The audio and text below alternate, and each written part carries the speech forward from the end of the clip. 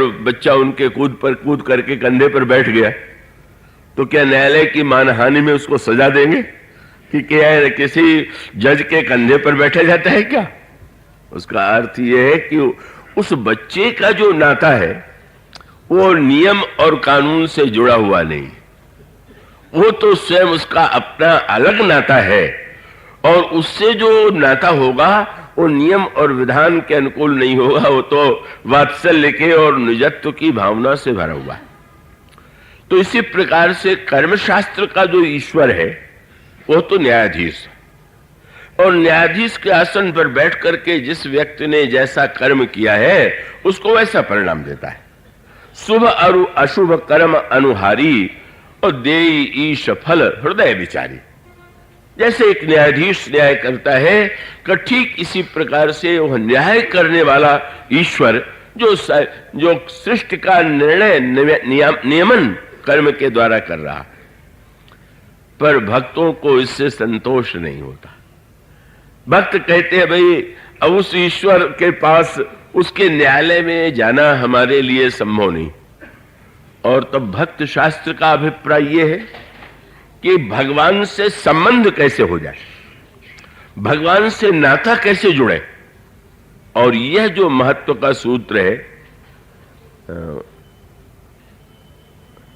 क्यों भैया वो लगता है कुर्सी शायद कमजोर रही हो या नींद आ गई हो, तो भी गिरने पर भी कभी कभी ऐसा स्वर हो जाता है, तो दोनों से बचना चाहिए। तो अब वो जो ईश्वर है का भक्त जो है स्वाभाविक रूप से उसको कहता है कि ना, न्यायालय में मैं नहीं जाता, मैं न्याय की प्रार्थना लेकर के भी ईश्वर के पास नहीं जाता कि आप न्याय कीजिए। भक्त तो बस यही एकमात्र उपाय करता है कि किसी प्रकार से इनसे अपना निजी संबंध जोड़े। तो भक्त शास्त्र माने भगवान से संबंध जोड़ने की और उनसे निजत्व जोड़ने की जो पद्धति है वही भक्ति योग है। और वो निजत्व जोड़ने का साधन भी क्या है? जब भगवान शबरी जी के आश्रम में गए तो शबरी जी के आश्रम में भगवान को देखते ही शबरी गदगद हो गई, चरणों को पकड़ लिया, चरणों को धो करके आसन पर बैठा दिया, आंखों में आंसू आ गए और व्याकुल स्वर में यही कहा कि एक तो मैं नीच जाति की हूं, स्त्री हूं, पढ़ी लिखी भी नहीं हूं, बुद्धिहीन हूं, तो आपकी तो स्तुति करते हैं ऋषि मुनि विद्वान वेद मंत्रों से, पर मुझ में तो कोई योग्यता नहीं, तो मैं किन शब्दों में आपकी स्तुति करूं? कहीं विधि अस्तुति करो तुम्हारी, अधम जाति में जड़मति भारी। भगवान ने कहा शबरी, मैं क्या जाति देख करके नाता जोड़ता हूं क्या? स्त्री है कि पुरुष है ये देखता हूं क्या? उन्होंने कहा 10 वस्तुओं से मुझसे नाता नहीं जोड़ सकता। और 10 वस्तुओं में सबसे पहले उन्होंने जाति का ही खंडन किया। उन्होंने कहा ये 10 वस्तुएं मुझसे, 10 वस्तुएं होने पर भी मेरा उससे संबंध नहीं होगा। जैसे संबंध जब कई लोग करते हैं तो देखते हैं कि ये बातें हो तो मेरा संबंध होगा। तो भगवान से अगर कोई संबंध जोड़ना चाहे तो भगवान किन वस्तुओं को देखते हैं? भगवान ने 10 का खंडन कर दिया। जात, पाति, धन, धर्म। उन्होंने कहा जाति का भी महत्व तो नहीं मेरी दृष्टि में, पंक्ति का भी नहीं, धन का भी नहीं और धर्म का भी नहीं। जाति पाति धन धर्म बढ़ाई, जन और जाति पाति कुल धर्म बढ़ाई, धन बल परिजन गुण चतुराई, भगतहीन सब सोहई कैसा, बिनु जल वारिद देखे जैसा। तो इसलिए मैं बता देना चाहता हूं कि मेरे नाते का एक ही उपाय है। क्या? कह रघुपति सुनु भामिनी बाता, मानो एक भगति करना था। 10 वस्तुओं से मैं नाता नहीं जोड़ता, एकमात्र मैं भक्त देखता हूं, किस जाति का है, किस पंक्ति का है, किस कुल का है, किस धर्म का है, क्या धन है, क्या बल है, इसके कितने परिजन हैं, ये कुछ नहीं मुझे चाहिए। तो मानो यह सूत्र बड़े महत्व का है कि भगवान जो है जब संबंध जोड़ते हैं तो बस एकमात्र संबंध जोड़ने का सूत्र है भक्ति। और इसलिए अगर कोई व्यक्ति भगवान के निज में, अगर वो संविधान के अनुकूल और भगवान से व्यवहार चाहता है, तो भगवान तो न्यायाधीश के रूप में वो उस विधान और न्याय कर ही रहे। पर अगर वह उन्हें निज बनाना चाहता हो तो उसका एकमात्र उपाय है भक्ति, और इसी का सूत्र तो आपको सर्वत्र मिलेगा। कब भगवान जब निर्गुण निराकार है तो उनसे तो किसी का क्या संबंध होगा, वो तो सर्वव्यापक होते हुए भी पूरी तरह से निर्लेप है, तटस्थ है। और भगवान अगर न्यायाधीश है तो न्यायालय में कोई संबंध नहीं होता। लेकिन भक्तों ने जब भगवान से अवतार लेने की प्रार्थना किया, अब आप यही देखेंगे, जब मनु ने भगवान को पुत्र बनाया तो उसका उद्देश्य यही तो था कि आप पुत्र बनकर के मेरे संबंधी तो बन जाइए। का वो मानो संबंध जोड़ने की जो प्रक्रिया है, और सारे रामचरितमानस में का ये ईश्वर से हमारा कैसे संबंध हो और कैसे ईश्वर को हम अपना निज बना लें और कैसे ईश्वर हमें अपना निज मान ले, यही रामायण का महामंत्र है। और ये सर्वत्र आपको यह निज शब्द जो है बार बार रामचरितमानस में दोहराया जाएगा। बार बार वह शब्द भक्तों के द्वारा जब भी कोई भक्त बोलता है तो भगवान को किस भाषा में बोलता है। काशी भरत जी अत्यंत विनम्र है, लेकिन जब भगवान के विषय में उन्होंने एक वाक्य कहा तो दावे से कहा। उन्होंने यही कहा चित्रकूट की सभा में कि मैं ये नहीं दावा करता कि मैं ब्रह्म का तत्व जानता हूं, मैं ये नहीं जानता कि मैं ईश्वर की महिमा जानता हूं, मैं ये भी दावा नहीं करता कि मैं ईश्वर का प्रभाव जानता हूं, ईश्वर की अनंतता जानता हूं। पर एक वस्तु ऐसी है कि जिसको मैं दावे से कहता हूं कि मैं जानता हूं, और वो वस्तु क्या है? उन्होंने कहा वह जो उनका स्वभाव है वो मैं जानता हूं। उसका अर्थ क्या है कि जिससे आपका परिचय नहीं उसका प्रभाव जान सकते, पर स्वभाव तो बिना निकट पहुंचे जाने ही नहीं सकते। और इसलिए श्री भरत जी ने जो शब्द जोड़ा उसमें वही शब्द है। खड़े होकर के उन्होंने कहा मैं जानूं। आश्चर्य, भरत और दावा करे कैसे? बोले निज नाथ स्वभाव, ये मेरे अपने निज नाथ हैं, और निज नाथ है तो मैं जानता हूं कि मेरे प्रभु का स्वभाव क्या है। ये बात तो लक्ष्मण जी का एक दिन प्रभु से कहने लगे कि प्रभु मैं कुछ कहूंगा, और ये भी कह दिया कि मैं ये भी जानता हूं कि आप कौन है। बोले आप तो देवता मनुष्य सारे ब्रह्मांड के स्वामी। प्रभु ने मुस्कुरा करके देखा तो तुम मुझे ब्रह्मांड का स्वामी समझ करके मुझसे कुछ कहना चाह रहे हो?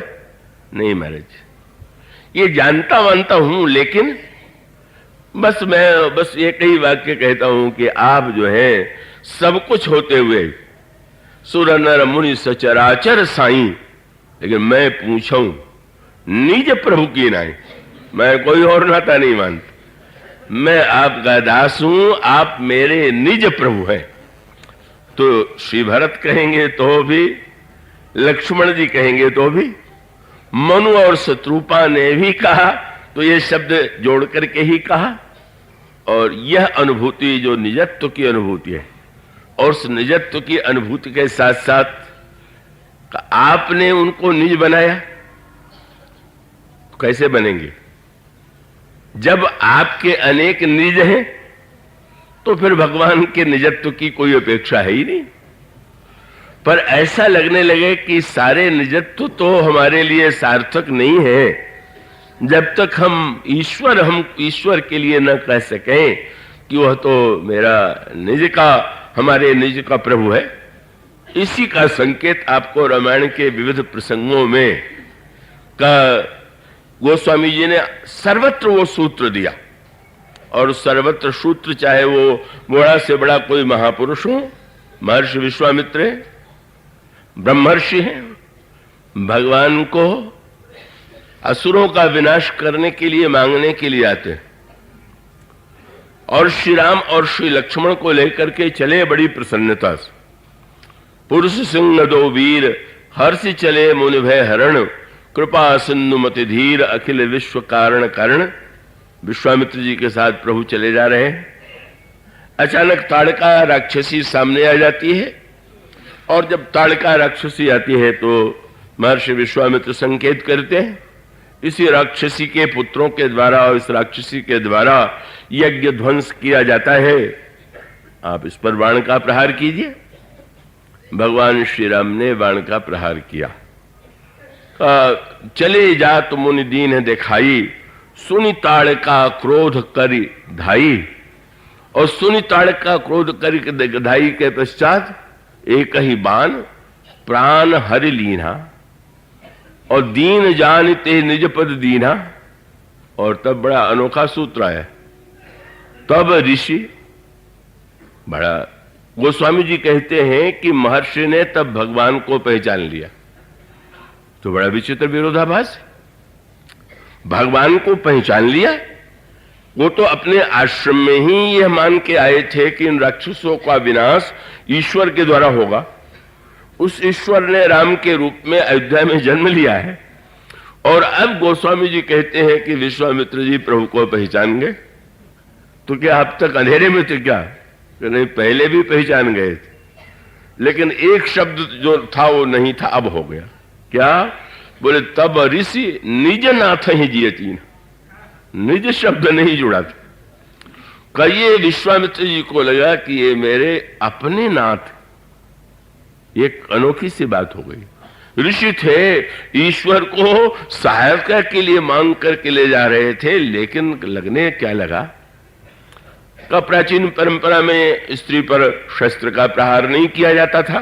एक सम्मान भगवान राम ने का विश्वामित्र जी ने, अन्यत्र रामायणों में आता है कि भगवान राम ने थोड़ा सा संकोच प्रकट किया कि क्या ताड़का पर प्रहार करना उचित होगा। गोस्वामी जी इस पक्ष को स्वीकार नहीं करते, पर मानो संकेत यही है।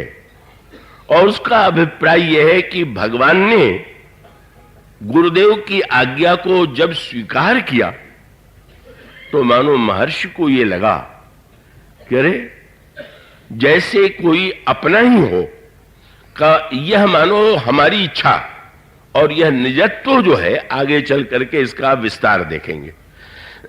और वह विस्तार मानो यह था कि जब महर्षि ने अनुभव कर लिया कि ये सबके लिए ही नहीं, मेरे ही इच्छा की पूर्ति के लिए मैंने प्रहार करने के लिए कहा, तो रंच मात्र उनको कोई संकोच नहीं हुआ और एक क्षण में प्रहार कर दिया।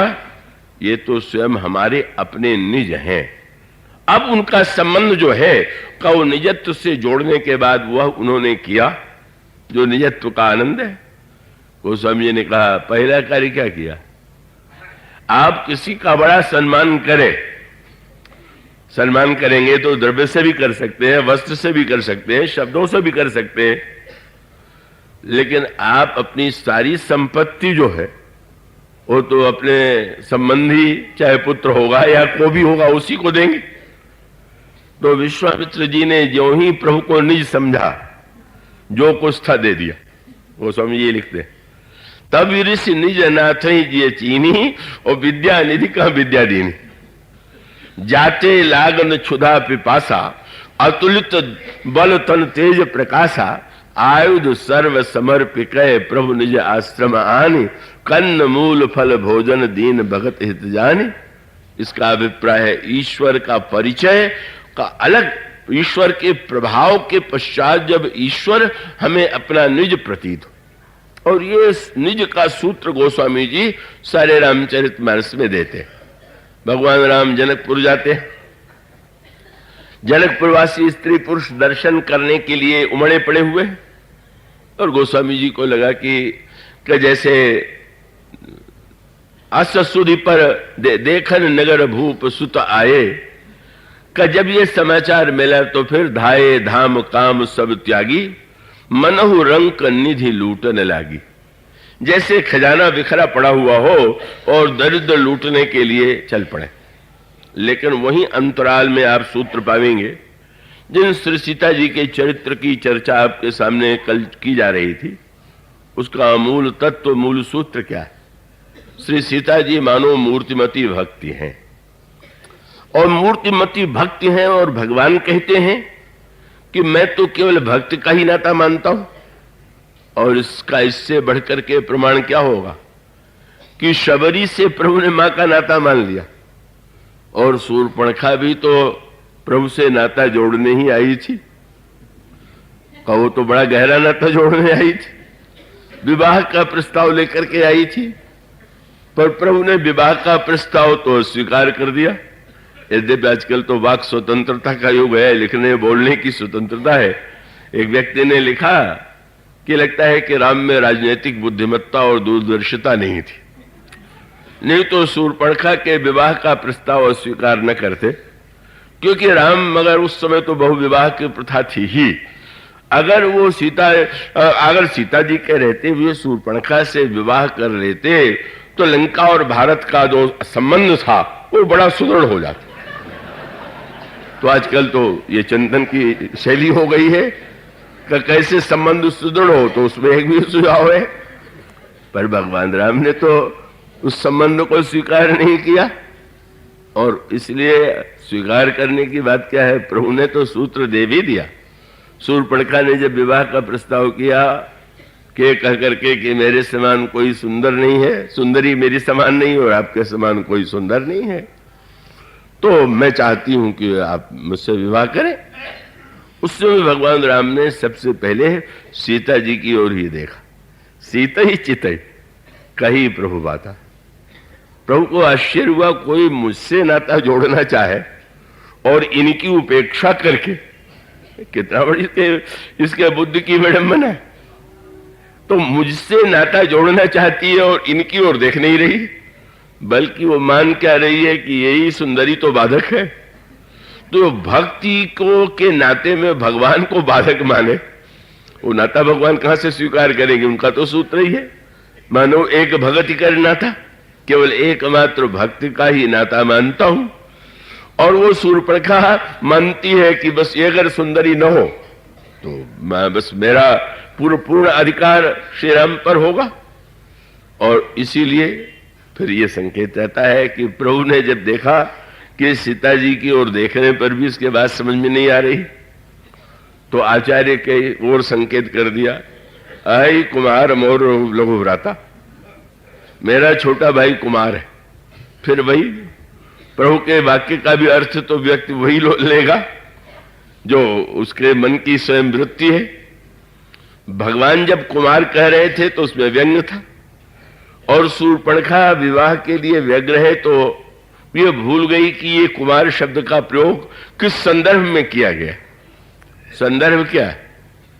शूर्पणखा ने अपना परिचय देते हुए कहा कि आज तक मैंने विवाह किए नहीं, ताते अब लग रहूं कुमारी। उसका विवाह भी हो चुका था, उसके पति का वध स्वयं रावण ने किया था। जो लोग संबंध की दृढ़ता की बात करते हैं तो रावण का संबंध तो स्पष्ट ही है। शूर्पणखा का विवाह जिससे किया उसका सिर भी काट लिया। लेकिन ऐसी स्थिति में जब उसने कहा मैं कुमारी हूं और प्रभु ने कहा कि मेरा छोटा भाई कुमार है, तो इतना बड़ा साहित्यिक व्यंग्य था कि अगर वो वासना तो न होती तो समझ लेती। और इसका अभिप्राय कि तुम्हारे लंका की भाषा में अगर कुमारी की यही परिभाषा है तो ऐसे कुमार लक्ष्मण भी, अगर पत्नी पति का न होना कुमारी है तो यहां भी पत्नी नहीं है। तो एक और तो साहित्यिक एक व्यंग्य था, उसने श्री राम के व्यंग्य को नहीं समझा, क्योंकि वाल्मीकि जी कहते हैं परिहास विचक्षणा, परिहास को समझने में वो निपुण नहीं थी। और श्री लक्ष्मण जी ने भी जब शूर्पणखा को देखा तो तुरंत लिखा हुआ, उन्होंने तो भक्ति शास्त्र की सारी बात सिद्धांततः रख दिया और यही कहा सुंदरी सुंदरी। तो सुंदरी शब्द सुन के प्रसन्नता तो हुई, क्योंकि श्री राम ने तो एक बार भी सुंदरी नहीं कहा। पर सुंदरी कहने के बाद जब देखा कि शूर्पणखा मेरी ओर, लक्ष्मण मेरी ओर नहीं देख रहे हैं, दिखाई क्या पड़ा? बोले सीता ही चिता। प्रभु ने तो सीता जी की ओर देखा और गई लक्ष्मण रिपु भगनी जानी प्रभु विलोक। देख रहे हैं श्री राम की ओर, शूर्पणखा से कह रहे हैं सुंदरी। सोचने लगी, कहता है ये सुंदरी तो कम से कम बड़े भाई से तो थोड़ा रसिक है कि कम से कम सुंदरता का सम्मान तो दिया, पर ये क्या सम्मान हुआ कि सुंदरी मांगा और मेरी ओर देख ही नहीं रहा है। और नहीं देख रहा है तो लक्ष्मण जी मन ही मन हंसे। इसका अभिप्राय था कि जब तक मैं नहीं देख रहा हूं तभी तक तुम सुंदरी हो, जब मैं देख लूंगा तब ये तुम्हारा रूप बदल जाएगा। और सचमुच जब उन्होंने देख लिया तब तो बेचारी कुरूपी हो गई। और तब भगवान ने यही कहा था कि सुंदरी सुनु मैं उनकर दासा, पराधीन नहीं तोर सुपासा। कितनी बड़ी बात कह दी। तुम ईश्वर को छोड़ करके जीव के पास आई हो, ईश्वर को छोड़ करके जीव का वर्ण करना चाहती हो। और जीव और ईश्वर में क्या अंतर है? बोले परबस जीव सबस भगवंता, जीव अनेक एक श्रीकंता। यही चौपाई जो है मूल सिद्धांत है। जीव परतंत्र है और ईश्वर स्वतंत्र है। ईश्वर एक है और जीव अनगिनत है। वो श्रीकांत जो है अनगिनत जीवों के स्वामी। लक्ष्मण जी का तात्पर्य था सुंदरी वो जो है मैं पराधीन हूं, वो परम स्वतंत्र है। और उसके साथ साथ दूसरे बड़े महत्व का संकेत यह था कि अनगिनत जीवों के वो स्वामी हैं। तुम अगर समर्पण भाव से भक्ति भावना से उनके चरणों में अर्पित होना चाहो तो उन्होंने व्यंग्य की भाषा का भी प्रयोग किया। प्रभु समर्थ कौशलपुर राजा, जो कछु करहि उन्हीं सब छाजा।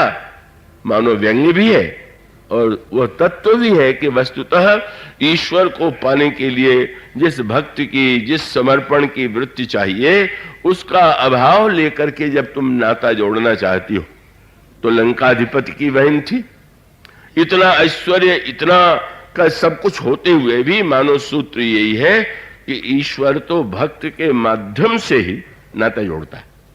और इसीलिए इस प्रसंग में भी आप एक सूत्र पाएंगे कि भगवान राम जब मनु के सामने प्रकट हुए तो अकेले नहीं आए। मनु यही कल्पना कर रहे थे कि वो ईश्वर का दर्शन करेंगे तो अकेले ही होगा, एकमेव अद्वितीयम। पर भगवान राम जब श्री सीता जी को लेकर के आए साथ में तो उसका मानो सूत्र यही था। वो तो अंतर्यामी है, वो जानते हैं कि मनु क्या मांगेंगे। और उनका अभिप्राय यह है कि अगर नाता जोड़ना है तो बिना भक्ति के नाता कैसे जुड़ेगा। इसलिए मानो साक्षात भक्ति देवी को साथ में लेकर के ही आए थे। इसका एक उपसंहार दूसरे प्रकार का है, बड़ा गंभीर प्रसंग है कि जब लंका के युद्ध में रावण मारा गया और महाराज दशरथ जो है स्वर्ग से आए श्री राम के पास उनके दर्शन के लिए, वहां गोस्वामी जी ने एक अनोखा सूत्र लिखा है। मैं आशा करता हूं आप दोनों के अंतर को समझेंगे। वही मनु जो है दशरथ, और दशरथ जी आए हुए हैं स्वर्ग से। और गोस्वामी जी ने लिखा कि प्रभु ने जिस समय दशरथ को देखा तो प्रभु ने महाराज श्री दशरथ को देखते ही प्रभु ने लक्ष्मण के साथ उठे और लक्ष्मण के साथ उठ करके उन्होंने प्रणाम किया। अंज सहित पदवंदन कीन्हा, आशीर्वाद पिता तब दीना। लक्ष्मण जी और भगवान राम दोनों उठे, दशरथ जी को देख करके चरणों में गिर पड़े और महाराज श्री दशरथ जी ने आशीर्वाद दिया। आश्चर्य, भगवती सीता, जनक नंदिनी सीता वहीं विराजमान है। प्रभु ने और लक्ष्मण जी ने प्रणाम किया तो क्या ये शिष्टाचार के अनुकूल नहीं था कि सीता जी भी जाकर के महाराज दशरथ को प्रणाम करें? ये तो बड़ी आश्चर्य की बात है कि श्री सीता जी वहां जाए ही नहीं। पर इसका जो आध्यात्मिक संकेत है वो बड़ा गहन है। और आध्यात्मिक संकेत ये है कि वह प्रसंग मनु के सामने जब आए तो लीला का विस्तार था, और आज जब वो हो रहा है तो लीला समेटने जा रहे हैं। और इसका अभिप्राय क्या? लीला का विस्तार था तो भक्ति को लेकर के आए, और लीला को समेटना था तो भक्ति देवी को रख करके वैराग्य को लेके आए। और उसका अभिप्राय मानो यह था कि पुत्र बनाना चाहते तो पुत्र बनाना चाहते हैं तो मानो एक भगत करना था, पुत्र बने भी। लेकिन नाटक में आपने किसी को पुत्र बनाया और वो बन गया और उसका पूरा आपने आनंद लिया, लेकिन पर्दा गिर जाने के बाद भी बेटा बेटा कह करके उसको पुकारने लगे और उससे कहे कि तुम्हारा कर्तव्य है कि तुम मेरी सेवा करो, तो ये तो बुद्धिमत्ता की बात नहीं। महाराज दशरथ ने पुत्र बन करके उसका आनंद लिया, और आनंद लेने के बाद अब वो तो शरीर जब छूट गया तो मानो वह लीला समाप्त हो रही। तो मानो भगवान यह समझ गए कि इस समय जो स्थिति है वो ज्ञान और वैराग्य की होनी चाहिए, और यही उन्होंने किया। लक्ष्मण जी को लेकर के उठे और अंज सहित पद बंधन की ना, और वो तो नाटक का भाव इतना दृढ़ है उनके मन में कि आशीर्वाद पिता तब दीना, बड़े प्रसन्न हो गए। वाह! भगवान राम ने जब देखा कि इनका पितृभाव तो बड़ा दृढ़ है, तो प्रभु ने कहा, पिताजी ये रावण तो आपके पुण्य प्रभाव से ही मारा गया। और प्रसन्न हो गए। तात सकल तो पुण्य प्रभाव, और जीते हुए अजय निशाचर राव। परम रहस्य खुल गया। क्या भगवान चाहते थे कि अब अगर हमें पुत्र मानेंगे तो ये भी तो सोच सकते हैं कि न हो तो अयोध्या भी चले चले, राज सिंहासन पर भी बैठा ले। कई लोग तो जीवन में मृत्यु के संदर्भ में भी कहते हैं कि ये काम पूरा हो जाए तो बात तो पहले ही नहीं।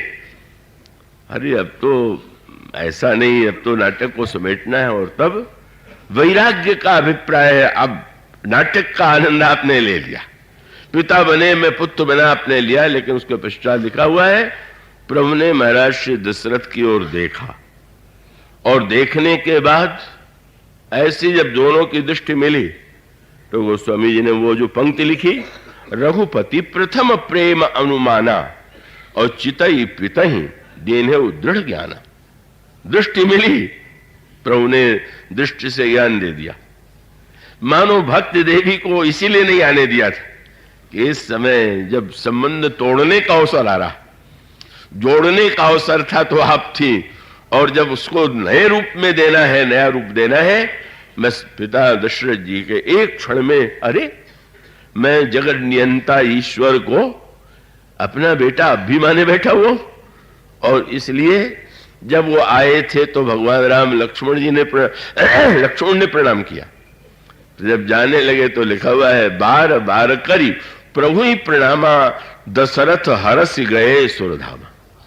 प्रभु को प्रणाम किया, प्रभु आपने बड़ी कृपा किया, आप पुत्र बने और पुत्र बन करके आपने मेरे प्रति इतना स्नेह प्रदर्शित किया, मैं आपके चरणों में नमन करता हूं।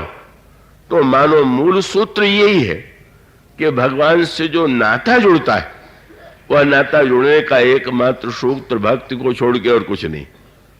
और उसी तरह व्यंग के स्वर में कहे तो यूं कह सकते हैं कि मनु के सामने जब प्रकट हुए तो जानते थे कि पुत्र बनने के लिए कहने वाले हैं। तो सीता जी को इसलिए लेकर के आए कि अभी तो आपने मुझसे कह दिया कि आपके समान पुत्र मिले, और जब पुत्र मैं बन जाऊंगा और पुत्र बनूंगा तो धीरे धीरे अवस्था, किशोरावस्था, युवावस्था की, तब आपको चिंता हो जाएगी कि मेरे पुत्र के योग्य कोई ऐसी कन्या हो जिससे विवाह कर दूं। तो वो खोजना भी तो बड़ा संकट, मैं इनको स्वयं लिए आता हूं, आपको खोजने का कष्ट करने की आवश्यकता नहीं है। और उसका सूत्र यही है। और पूरा जो यह प्रसंग है, उस प्रसंग में श्री सीता मानो मूर्तिमती भक्ति है। और भक्ति के संदर्भ में अगर आप कुछ प्रसंगों पर थोड़ा इसका विस्तार है, तो श्री सीता जी पुष्प वाटिका में श्री राम को जब देखती हैं तो उसमें साधना का क्रम है, कैसे उसका प्रभाव सुनने के बाद उसको देखने की आकांक्षा के बाद संबंध जोड़ने की इच्छा, ये सूत्र आपको उस भक्ति देवी के संदर्भ में ही मिलेगा। श्री सीता जी पार्वती जी का पूजन कर रही हैं पार्वती जी के मंदिर में का उसी समय एक सखी ने उस वाटिका में श्री राम को देखा, लक्ष्मण को देखा, और देखते ही वो बिल्कुल ऐसी विह्वल हुई, इतनी भाव में सराबोर हो गई कि वो आती है। आने के पश्चात जब सखियों ने उसकी दशा को देखा तो सखियों ने उस दशा को देख करके प्रश्न किया, तासु दशा देखी सखिन पुलक गात जल नैन कहु कारण निज हरस कर। क्या इतना आनंद तुम्हें मिला? मानो पहले सरोवर में स्नान, बाद में पार्वती जी का पूजन, ये भक्त की साधना का क्रम है। ये सरोवर क्या है? बोले बांधे घाट मनोहर चारी संत हृदय। पहले संतों की वाटिका में जाइए, सत्संग संतों के हृदय के सरोवर में स्नान कीजिए और भगवती पार्वती मूर्तिमती श्रद्धा युक्त अंतःकरण से पूजन, और पूजन के बाद तब सुनिए कथा। उसका अभिप्राय यह है कि बिना सत्संग की भावना लिए, श्रद्धा की भावना लिए अगर आप सुनेंगे तो सुन करके भी वो रस, वह आनंद नहीं प्राप्त होगा जो वहां प्राप्त हुआ। और निकली बाहर और तत्काल कथा सुनाती है। देखन बाग कुंवर दुई आए, बै किशोर सब भांति सुहाए, श्याम गौर किम कहूं बखानी, गिरा अनैन नैन बिनुबानी। एक बड़ा उसका विस्तार से उसकी व्याख्या का प्रसंग नहीं है, यही कहा कि वो अनिर्वचनीय है। तो ब्रह्म अनिर्वचनीय है, उसका सौंदर्य अनिर्वचनीय है, ये तत्वतः सत्य है। किंतु अब क्या उत्पन्न हुआ? यही है क्रम भक्ति साधना का। कश्य सीता जी के हृदय में उसका वह वर्णन सुन करके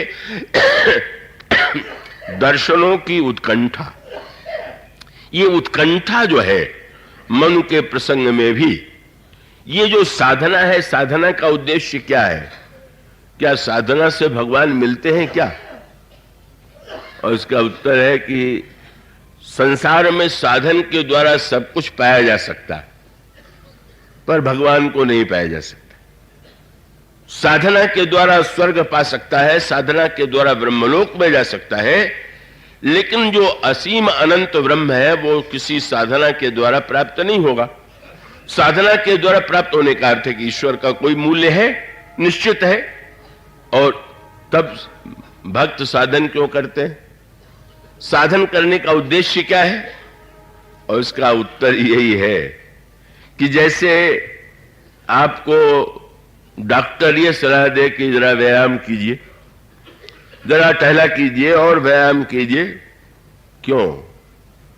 उस व्यक्ति को मंदाग्नि है, और उस मंदाग्नि में अगर भोजन भी करेगा तो उसको स्वाद भी नहीं आवेगा, पचेगा भी नहीं।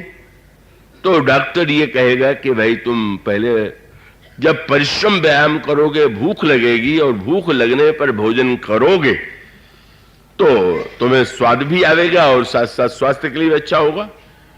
तो भक्तों के जीवन में जो साधना है वो पाने के लिए नहीं, ये व्यायाम है। और व्यायाम का है, बोले ईश्वर की भूख तो लग जाए पहले।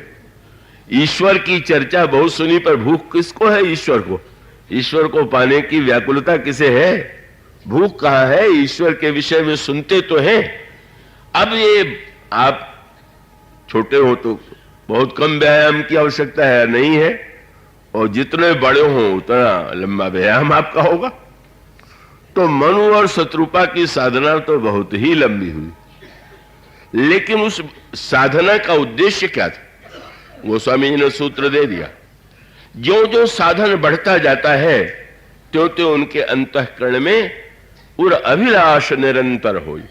अभिलाषा, व्याकुलता, जो जो विलंब लग रहा है त्यों त्यों अभिलाषा बढ़ती जा रही है, व्याकुलता बढ़ती जा रही है।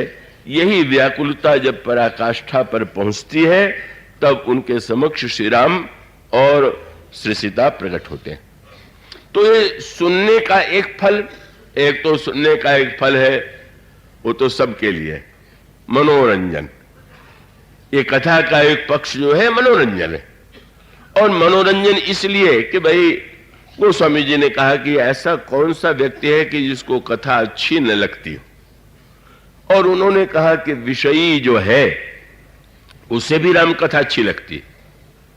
तो महाराज विषयी को भी अच्छी लगती है, साधक को भी अच्छी लगती है, तो इसमें अंतर क्या हुआ? उनका नहीं अंतर है। विषयी केवल मन से और कान से सुनता है, और उन्होंने पंक्ति लिखी, विषयी ने कहा पुण्य हरि गुण ग्रामा, श्रवण सुखद अर मन अविरामा।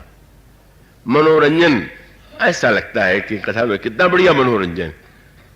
मनोरंजन शब्द थोड़ा हल्का सा लगता है। मुझे स्मरण आता है एक बहुत वर्ष पहले कानपुर नगर में वहां के प्रधान जो नगराधिकारी थे वो कथा के प्रेमी थे, कथा का आयोजन किया, पर अभी चिंता होने लगी कि अब धर्मनिरपेक्ष राष्ट्र में ये धार्मिक आयोजन इस रूप में बड़े विस्तार से अधिकारी के रूप में किया के द्वारा